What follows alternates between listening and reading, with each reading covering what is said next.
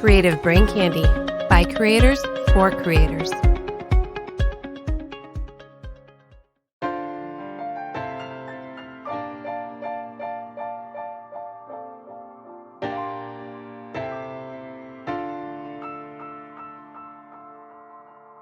You're listening to Simply Stogies, a monthly podcast dedicated to the cigar enthusiast.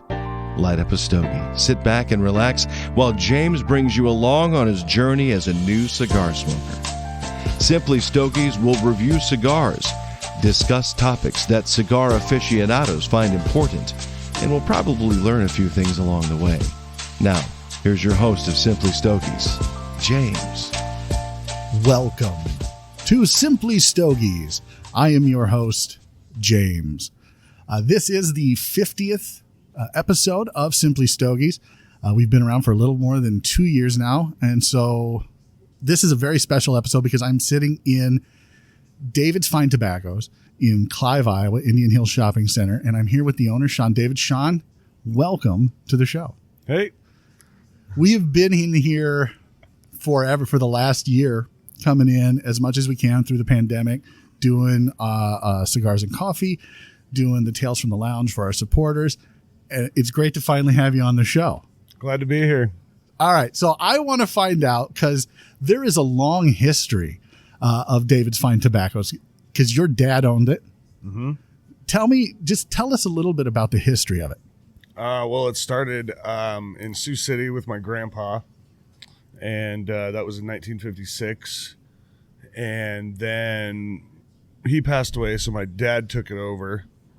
But my dad was involved with it before he passed away. And now, since my dad passed away, I've had to do something with it. So we're still trucking. You are still trucking. Yeah. So it started in Sioux City and moved to Des Moines. How long has it been in Des Moines now? Oh, let's see.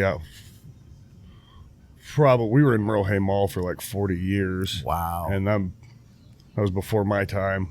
I'm only 34, so that was about my time. Yeah. I'm 45 now. So you in Merle Hay Mall, and when did you move to this location here in Indian Hills Shopping Center? 8 years ago, December 1st, I believe. Wow. Yep. So have you always carried pipes and pipe tobaccos? Mm-hmm. Yep, we started off as a pipe shop first, and then moved into cigars. Wow. And everything else. Wow. Do you smoke pipe? Sometimes. Sometimes. Not as frequently as cigars. Not as frequently as cigars. So how many cigars do you have a week? Oh, I'd say I'd probably have at least one to two a day. 1 to 2 a day. All right. And how many times do you smoke a pipe? Not maybe once or twice a year. Once or twice a year. Yeah. So like very rarely. Yeah. Very rarely. What's your favorite pipe tobacco? Oh, I'd say it would be Coventry. We blend that in-house. Oh, so who does the blending for that? Well, we combine two different kinds of lane tobaccos. One would be Mardi Gras and nougat, and then we blend it and mix it here. Wow. Yep.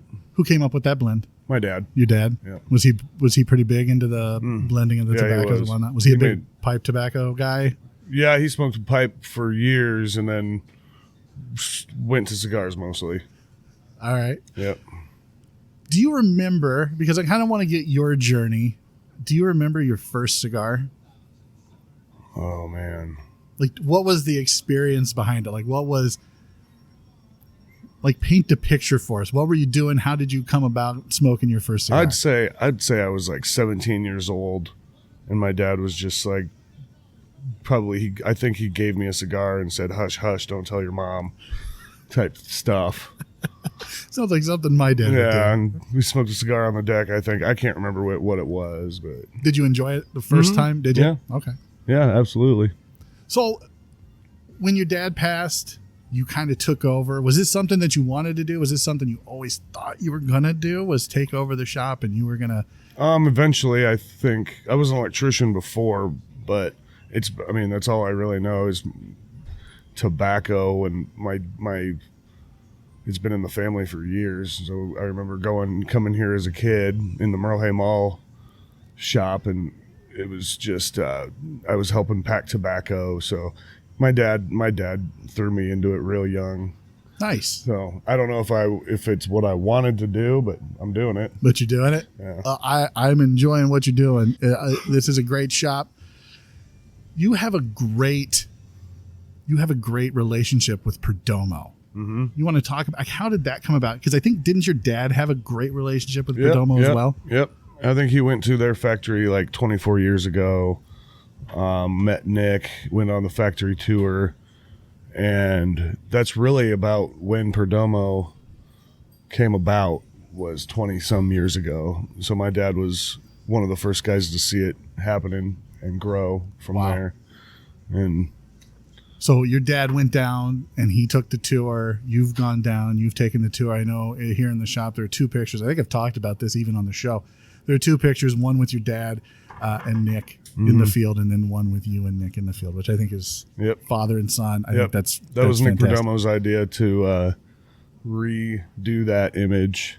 That's awesome. So Nick has, in my mind, he has a great reputation within the industry for helping folks, for bringing them along, taking them under his wing and saying, hey, this is kind of how the industry works. He seems like a very down-to-earth, nice guy. He'll definitely help you out if you have any kind of questions at all.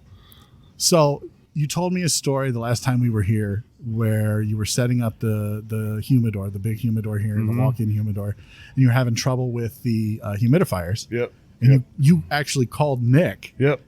He's like, here, let me get I got my guy here. He'll help you out. Yep. And we just FaceTimed through the problem, and he got it all fixed and squared away, which, hey, that's cool. That's fantastic. That's such a great story. I think that goes to what Nick does for the industry, what he does for individual shops. Mm-hmm. So kudos to Nick Perdomo and Perdomo.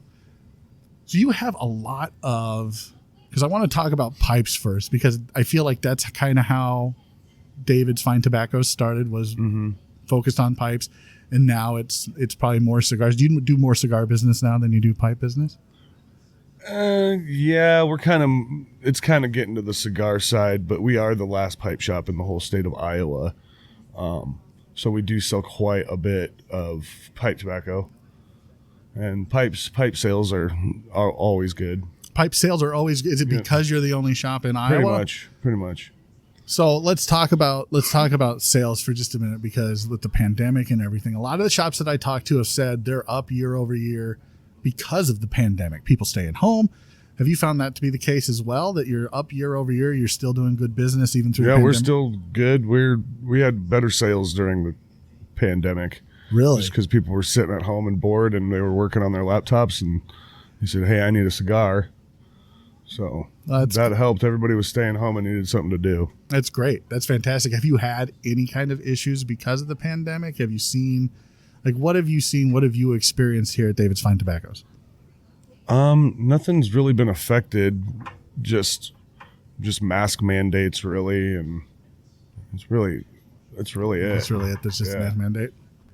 So what about events? Have events kind of been on hold because of the pandemic? Yeah, events we did have an event last summer, which was at the Des Moines Embassy Club, and we did Perdomo cigars out there, and it was a good turnout. We had 100 people come out, and then our next event is April 29th, and we're going to be featuring Alec Bradley cigars. Right. Talk about that event, because it's $99.95. You get dinner, you get 3 or 4 cigars. Mm-hmm. There's going to be a comedian. Yep, Willie Farrell's the comedian. We have Michael Cushenberry from Alec Bradley Cigars. He's coming out, and he's bringing a special guest, doing guitar music and singing. And then we have a raffle. We're giving away a bunch of really good prizes: humidors, cigar boxes, cutters, torches. Nice. Ashtrays. So it's going to be a good time then, is what you're telling me. It sounds like it's going to be awesome. Are you concerned with COVID at all still in the pandemic? By April, are you hoping most people have their vaccines? I'm thinking that's going to be the case. I can really only have 100 people at the event. Right. So, but it's well spaced, and it's outside. Yeah, it is outdoors. You told me that. So 100 people at the event. Is it typically limited to 100? Mm-hmm. Okay. Yep. What goes into planning an event like that? As a lounge owner, what goes into that? Really just reserving the restaurant and making flyers, getting everything squared away with the cigars, hoping you order enough cigars. I would imagine that's a big one. Yeah. Hoping you've got enough. Yeah. But we usually that's not the case. We have some extras left over. Nice. What do you do with the extras that are left over? I've always had this question because I know with like the Nebraska Cigar Fest, there's one person who puts up the money for all the cigars, and then like she has all these leftover cigars. What do you do with them? I just put them in the humidor and sell them. Sell them. Yeah, Yep. that's Yep. probably the best thing to do. Yep. That way you're not having a ton of extras sitting at home. Mm-hmm. What's the best seller here? Do you know? Like, what's the best selling cigar? I would say it's Aganorsa Leaf by, or it's the JFR by Aganorsa Leaf, the Titan Maduro. That's a heavy hitter. So is Des Moines a big Maduro city? Mm-hmm. Is it? Yep. It's been that way, and we got a lot of Gordo smokers also. Really? Yep. I would have never thought that. Mm-hmm. Wow.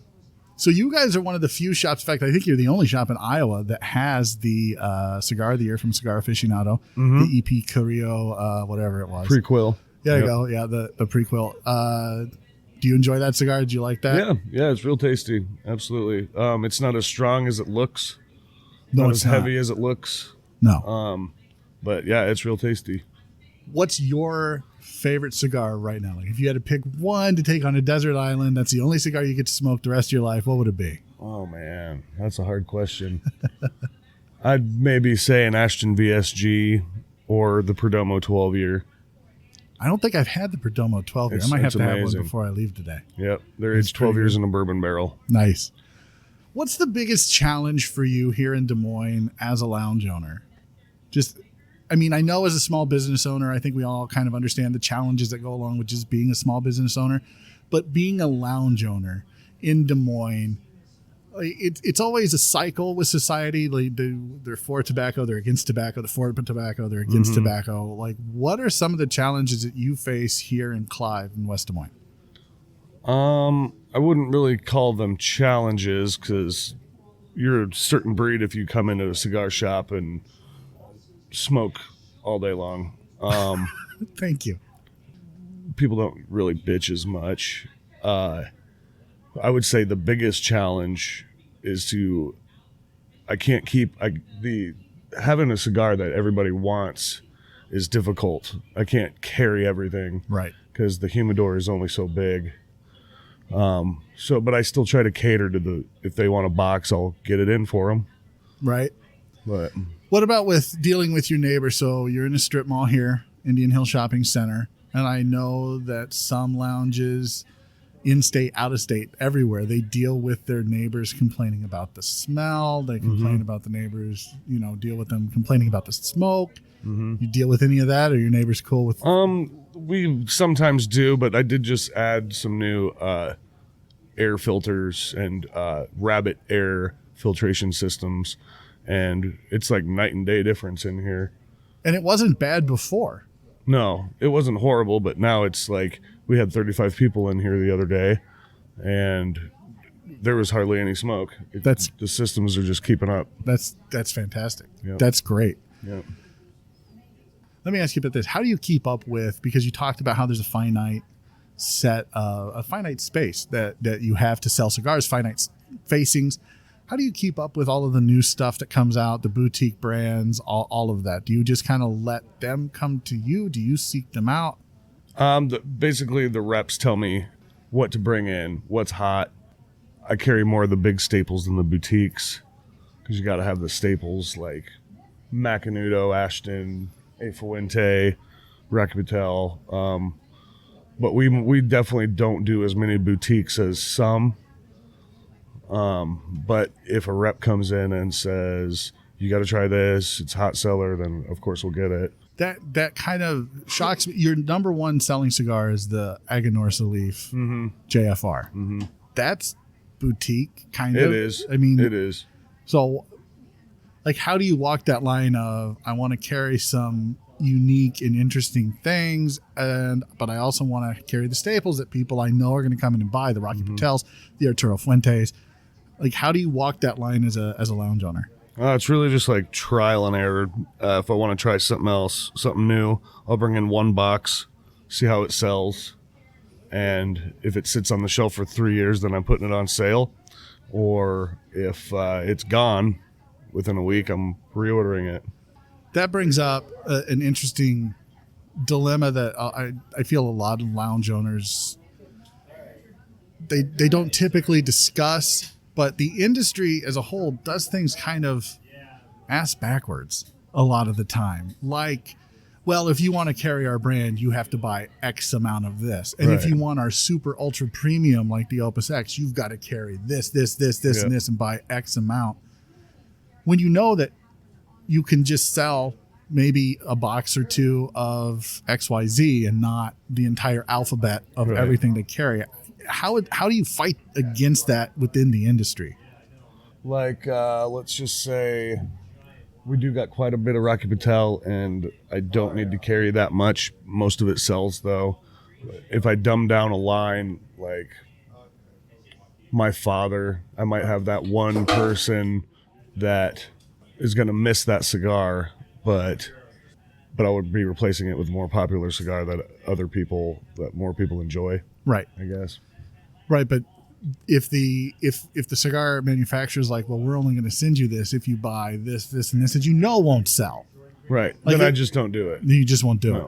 It's just like Davidoff. You got to buy $50,000 worth. You got to buy their entire line, ashtrays, cutters, and everything just to sell their cigar. Well, I'm not doing that. Right. That's.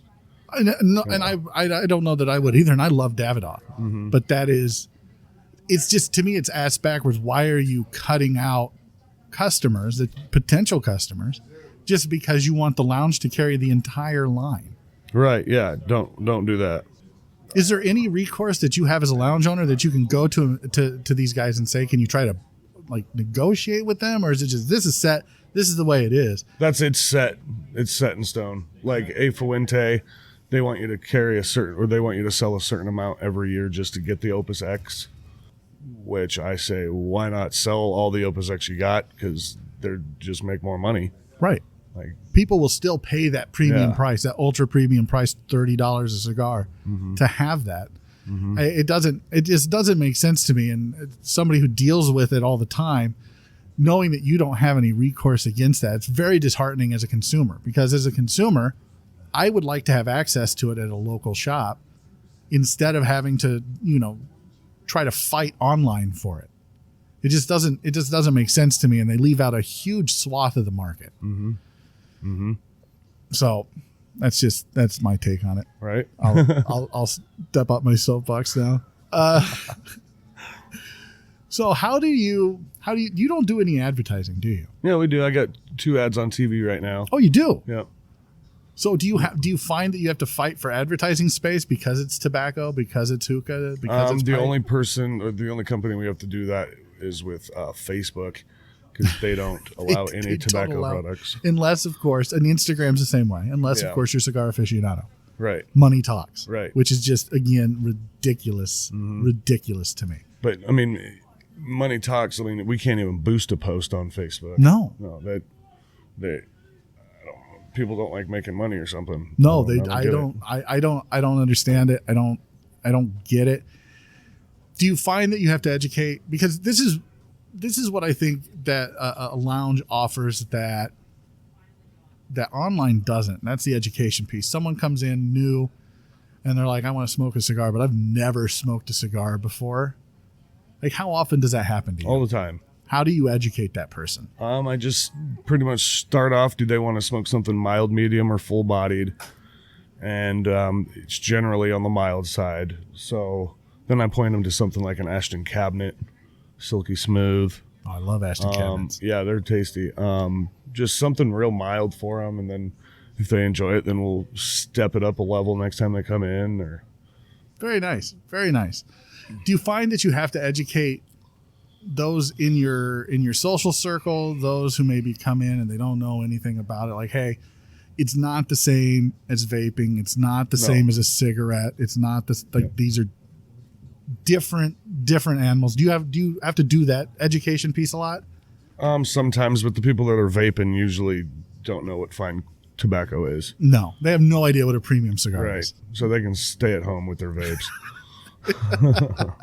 No, I know a lot of shops don't allow cigarette smoking or vaping in the shop. Do you allow it here in this shop? Sure. Yeah. We're all things tobacco. All things tobacco. I love it. We're not just cigars. We sell imported cigarettes. We do snuff, pipe tobacco, cigars, shisha. How much snuff do you go through? A lot. Really? Quite a bit. I would have thought that died out, but there's a huge market for that, isn't there? There is. That's crazy to me because it's so old school. I mean, it's older than pipe, I think, isn't it? I would think so. Yeah. I would think so. So that's just crazy. Where do you see David's Fine Tobacco in 10 years? Are you in the same spot? Are you doing the same thing? Like, what's your vision for it? Same spot, same thing. We're not going to move anywhere. We're not going anywhere. You're not going anywhere? No. Nothing. We already did. We were in one spot for 40 years. And you're going to be in this spot for 40. Yep. I like it. Yep. I like it. You think you're going to pass this on to... We'll see. I don't know. I have no kids, so... One day, maybe? Yeah, maybe. One day, maybe. If you could change one thing about the tobacco industry, what would you change? All the rules and regulations and taxes. Yeah. Let's talk about that for a minute, because everyone knows the fight that's been going on with the FDA, and they've kind of had to back off now, but it's not going away. Do you see the fight going more state level than federal level now? I would think so. I don't follow much politics.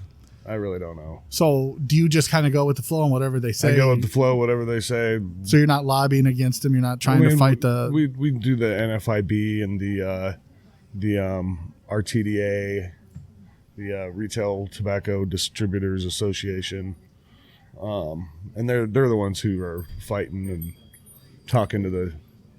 Do you see politicians. Do you see any value in groups like the CRA or the PCA? Some, because they're the ones that are fighting and talking. As a lounge owner, though, as a consumer, I think the CRA is fine. I think they do an okay job. They're fighting on a federal level. I think the state level is where it gets a lot harder to do. Mm-hmm.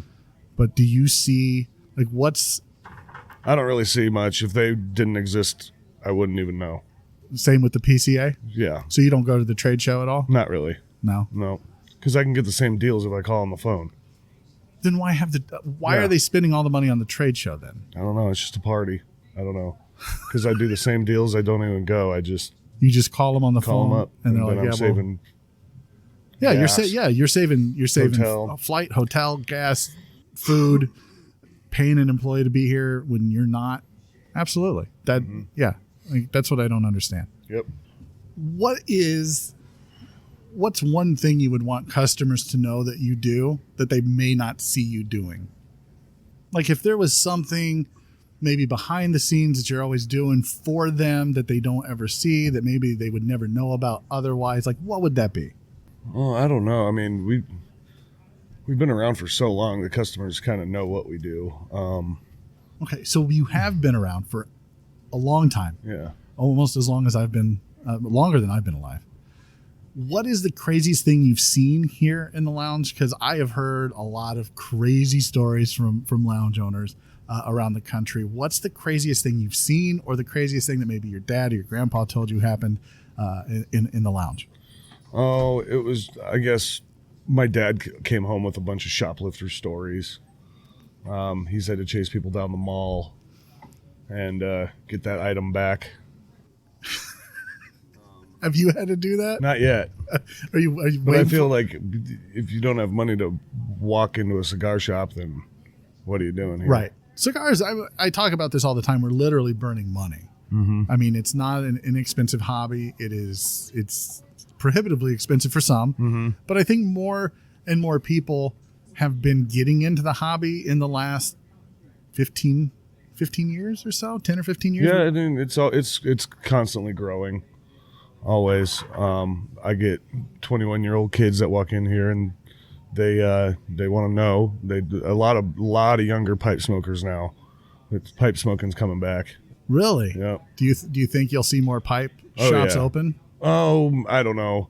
You kind of gotta be a certain breed, I guess. I don't really know of any new pipe shops that open up. It's just new cigar shops. Gotcha.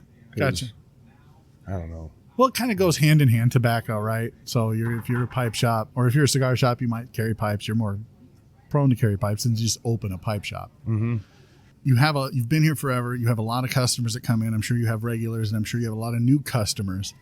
The country is pretty divided right now. Mm-hmm. It just seems to be getting worse and worse. I find that tobacco shops, sometimes they do things to keep everybody, because you come in, you want to just relax, you want to smoke a cigar, and you don't want to have to deal with that kind of stuff, right? You want to forget about the rest of the world. What do you do here to kind of foster that, hey, we're all here for the cigar, we're all here for the pipe, tobacco, we're here for the hookah, we're not here for politics, we're not here to be divisive. Like, what do you do to foster that? It's really just try not to play politics on TV. Keep it with sports and golf. But it happens. Politics come on TV, someone changes it. Nobody's really got a very strong opinion, or they keep it to themselves. There's never any really issue. There's never really too many issues that comes with that. But generally, people just don't say anything. Iowa Nice comes to mind. Iowa Nice comes to mind. Yep. Yeah. For Nobody. sure. You just want to come in. You just want to relax. You want to sit down, have your cigar, and drink your coffee, drink your adult beverage, whatever it is you're drinking, and then leave. And then you go back out into that, and you're bombarded with it all the time. But yeah, when you come in here, I've never seen politics on TV. It's always been golf. It's always been sports. It's never been news or anything like that. So right. I think that's great to see. Yep. Since you've been in the industry, what do you think is the biggest thing that you've seen change? Well, I've only kind of done this for a couple of years now. Ran this place all by myself anyways. I'd say the biggest thing from when I was a kid watching my dad do all this would be the smoking ban. And that'd be the biggest change. You can't really smoke anywhere. That's why cigar lounges are nice, because you can't smoke in malls and airports and restaurants anymore. Right. But I would say that would be the biggest change from what I've noticed. You don't think the city will ever come down and say, or the state will come down and say, hey? I don't think so. You don't think? Okay, good. No. If it does, do you think you'd be more involved on like the politics side then? Because then it's messing with your livelihood, right? Because if you don't have the lounge and you're just allowed to sell the cigars, do you think that would? We would still survive. You think you'd still survive? We would definitely still survive. We have enough in and out traffic, and we sell lots of pipe tobacco. And usually the people that buy the tobacco don't stick around. Oh, really? No, the pipe tobacco, not in bulk. They just buy it and go, take it home. In the last few years, have you noticed more women coming in? Oh, yeah. Yep, women are smoking pipes now, and cigars also. How do you foster that? How do you make them feel welcome? I know as a new cigar smoker a few years ago, when I would walk into an unfamiliar lounge, sometimes you don't always feel very welcome, especially if it's a good old boys club and you're walking into where all the regulars know everybody and you're an outsider. As a woman, I can only imagine that that's amplified by 10. Yeah, it is. But everybody's really cool and nice, like Iowa Nice, like what we were saying. I mean, like, there's a couple women in here right now smoking, or one, but it's not really jaw-dropping anymore. Like, people are getting used to it. Yeah. That's good. So besides the dinner, do you have any other events coming up that you want to talk about? Not at the moment. We're going to wait till COVID dies down a little more. We usually do about a cigar tasting a month, but we'll just see what happens. Is that more on the industry side, or is that a decision you've made? No, it's just what I make. It's like I'll just call a rep up company, and we'll just feature a cigar or a brand, a line of cigars, and then we'll have the evening focused on that, and we'll do a raffle, maybe bring in some food. But those are at the shop. The big ones are at Embassy Club West. Right, where you can go outdoors. And here in the Midwest, like right now, it's like -30 with the wind chill. Yeah. So those are all usually spring, summer, fall. Yep. It's usually two cigar dinners a year, one in spring and one in fall. So before pre-pandemic, when we would come in, and there was always an event. Like there was always a rep here from somewhere, and you've just made the decision. I don't want to mess with it with the pandemic. I don't want to risk it. Let's keep people. And you don't know who's going to show up either, because the events we have, the cigar tastings we have, there's no RSVP. You just hope people walk through the door. And you don't advertise for those. No, not really. I mean, you put tickets Put some out on Facebook or word of mouth. How does social media go for you guys as a lounge? A lot of our customers don't really do social media. Right? Yeah. Facebook especially. They really don't. I've noticed that a lot of lounges don't, like, they have a social media account, but I wouldn't say they have a social media presence. Is it just because it's too much to add on to what you're doing during the course of a day to like mess with it, or is it just you don't see the return on investment? Yeah, we don't get a lot of feedback with Facebook. I just don't think, I think Facebook's dying out. I don't know. I have no idea. Yeah, right. I personally, I see more traction on Instagram than I do Facebook, but everybody likes to look at pretty pictures. So absolutely, that's all that is. Absolutely. So is there anything that you want to tell folks about this place to get them to come in here in Indian Hill Shopping Center, West Des Moines, Clive, Iowa? Well, we did just extend our hours. Thursday, Friday, and Saturday, we're open an extra hour. We were always updating, upgrading, got new leather chairs, tables, new humidor probably a year and a half ago. Yep. New ventilation system. We're just doing big things. This shop has a great selection of cigars. It's a huge walk-in humidor. They're, like I said earlier, they're the only lounge in Iowa that carries the Cigar Aficionado top cigar of the year out of their top 25. It's the only lounge in Iowa you can get it at. They have a great relationship with Nick Perdomo. They have great relationships with literally everybody because it's just a great chill place to come to kick back, smoke a cigar, enjoy it, talk to some of the folks because everyone here is Iowa nice. Yep. Sean, thank you very much, Sean David. You bet. David's Fine Tobacco. Anytime. I appreciate it. Join me next time on Simply Stogies, where I'm not quite sure what I'll be talking about, but I promise it'll be Simply Stogies. Stay smoky, friends. Thank you for listening to Simply Stogies. Please rate and review Simply Stogies on iTunes. You can follow James on his cigar journey on Instagram at Simply Stogies Podcast, all one word, and on Twitter at the Twitter handle at Simply Stogies.